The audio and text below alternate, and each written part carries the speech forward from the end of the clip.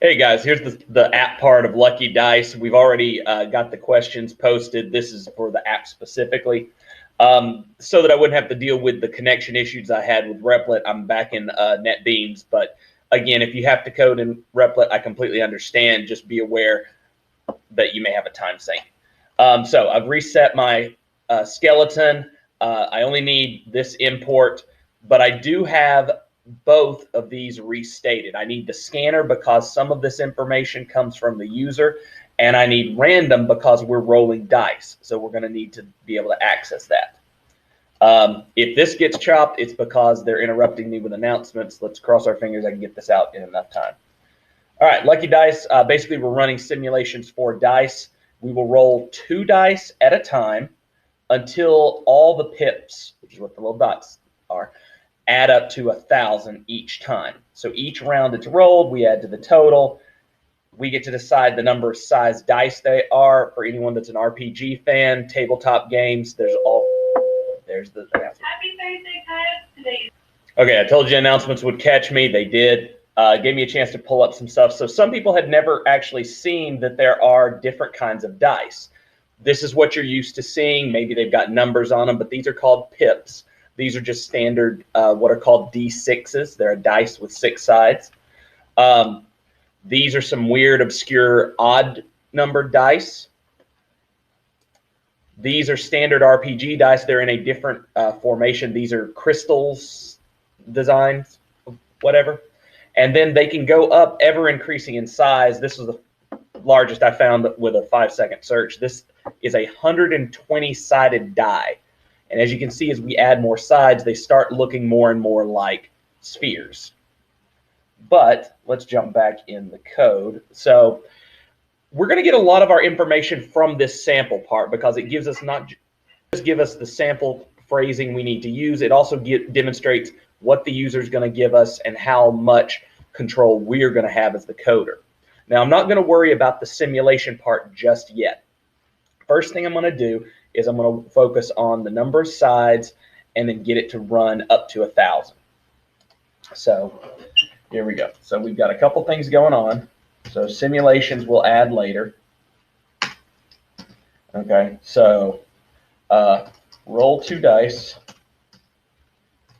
Continue until equals 1,000. And,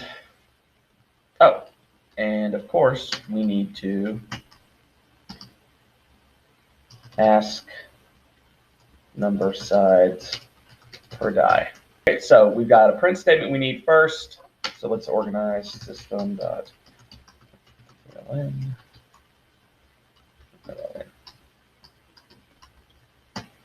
And we'll just take their phrasing. Number of faces on each die.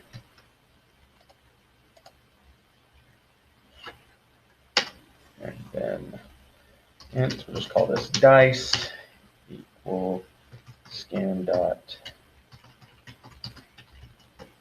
int. And we'll put our simulation question down here because we'll need that later, but we did that for dice. And now, okay, so when thinking of concepts of what kind of loop, yes, you can use any of them. Just like I've said all the times, whatever loop you're comfortable with. The different loops are designed to help in specific circumstances. So I'm going to use a mixture of them today. So I know I'm rolling 2 dice, but I need to continue until I add up to 1,000. Okay, so we don't know exactly how many times it'll take to roll that. We're rolling 2 dice of unknown size. Could be very quickly, could be very long. So we don't actually know that. So I'm going to set this as a while loop. While something is less than 1,000. Okay, I say something because I haven't made a variable. All right, so let's make int total equal to 0. So while total is less than 0, that's when I'm running my simulation. Now I know I'm rolling 2 dice. So now I need to write my randomizer. So we've got RNG declared up at the top. So it depends on what you want to do. A lot of people have been doing it separately, so we'll do that, and then I'll show you one that does it together.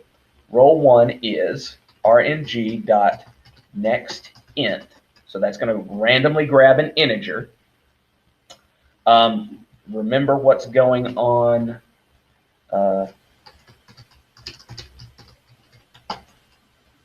This part right here. Oops. Here.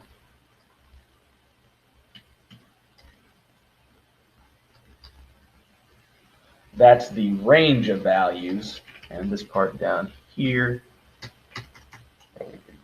here, that is starting value or shift. Okay, so I'm rolling dice. The user is going to set the number of sides it is, so that's going to be my dice number. And then because the way random works is it starts at 0 and becomes less than that dice. Let's say they took our classic D6. So that would give me 0, 1, 2, 3, 4, or 5. Well, most dice start counting at 1. So I'm going to shift that plus 1. And I'll move my comment there so you can see what's going on.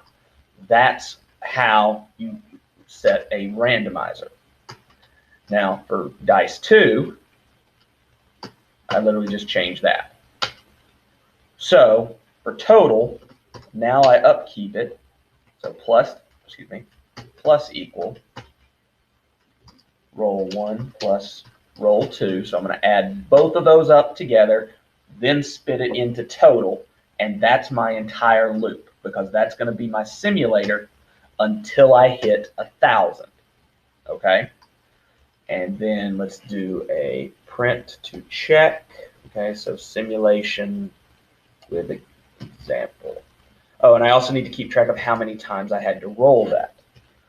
So I'll come back to this in just a second. So here's total. I also need rolls, which I'll start at 0. And basically every time I come in, excuse me, I did not tell you to do that. I did tell you to do that. There we go. So rolls is going to go up by 1 because I'm rolling the dice. Okay. System.out.print. Okay. So simulation, I'll leave 1 right there for now. I don't like that format. Do that. Number of rolls to reach 1,000, and then I add roll. Okay. And that's, oh yeah, I forgot my parenthesis. Okay, so let's run it real fast, make sure it works one time. They gave 20-sided die to be around 50. Let's check it one more time to make sure we're good. So 20-sided die, 48, that's within our acceptable range of our other examples. So we're good. We have a simulation. Now we need to expand it to multiple simulations. So this one, we can just copy paste here because we're doing the same questions, number of simulations to run. And we'll name this one Sims. Okay, now total and roll need to be taken care of, reset every time we start a new one because we're resetting the total, we're resetting the rolls. So I'm going to make a loop outside of this. Now this time I know exactly how many times I want to run a simulation. So this is a good opportunity to use a for loop. So for, we can just go int I equals 0. I is less than sims, I plus plus, because it's going to be taking care of all of those. So I'm going to shift all this stuff indent it one time. And so there's there. As part of the for loop, it increments that, so we're good there. So now what we need to do is we need to create an average total. So int all rolls equals 0. Now that does not need to go inside the loop because this is going to be how we calculate our average for all simulations. So in here, we do our loop, we're good here. This is where we print out our total rolls, and this is where we add equal roll. Every time a simulation is processed, that will finish there. We're good there. Keep track of the rolls, and let's check our output out here. Average number of rolls is the last thing we need. So we don't actually have to add too much stuff out here. But after the for loop is finished, that's where we can have our final print statement. Okay. Average number of all simulations plus, and that's where we'll deal with a variable in just a moment. Okay, now the last thing we need to do is we need to count our simulators. So while we're here, okay, let's shift that to 1, and we'll make that equal to sims. And that way we can just use I as part of our print statement. So that's going to increment our simulator number because it's counting for us, just like here. As part of our loop, we're good there.